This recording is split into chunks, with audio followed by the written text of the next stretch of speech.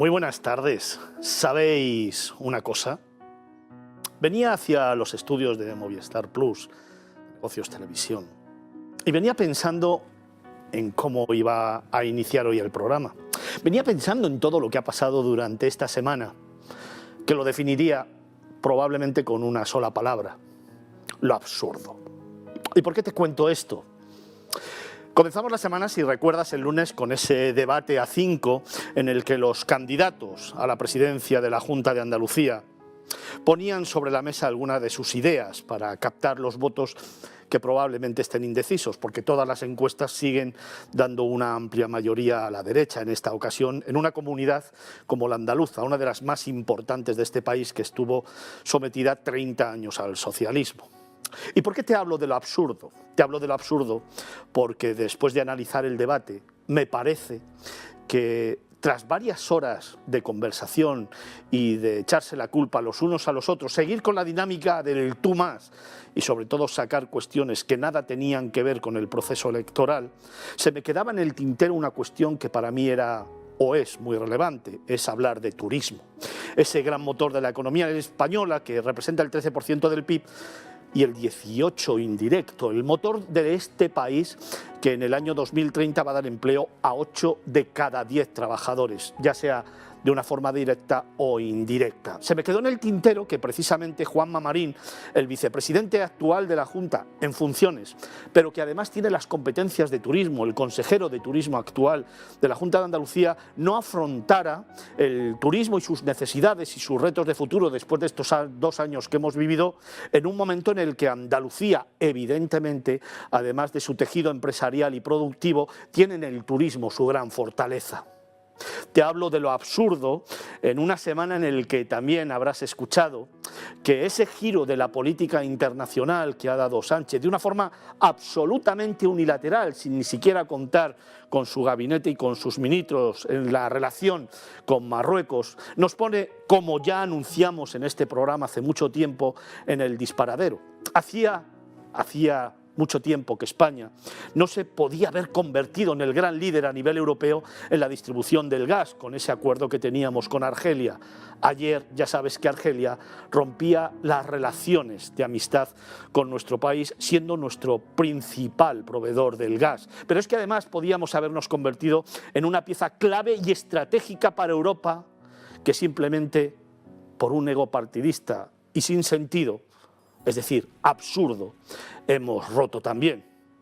Absurdo porque ayer en la comparecencia en el Congreso de los Diputados del presidente del Gobierno se volvieron a referir a todas esas medidas que intentan paliar los efectos de esta gran crisis que hemos vivido, que se ha acrecentado evidentemente por el genocidio del asesino presidente de Rusia, que ha machacado al pueblo ucraniano y que ha puesto en jaque además todo lo que tiene que ver con la industria energética, que nos afecta a todos, no solamente a Europa, sino también al mundo. Y claro, nuestro gobierno tiene que intentar paliar esos efectos de alguna forma, intentando ampliar las medidas que se han intentado promulgar para ayudar a la industria, también a la industria del turismo. Pero claro, como siempre, de la industria del turismo no se habló absolutamente nada ayer en el Congreso de los Diputados, una industria que necesita seguir siendo apoyada, porque es el gran motor de la economía de este país, no lo olvides.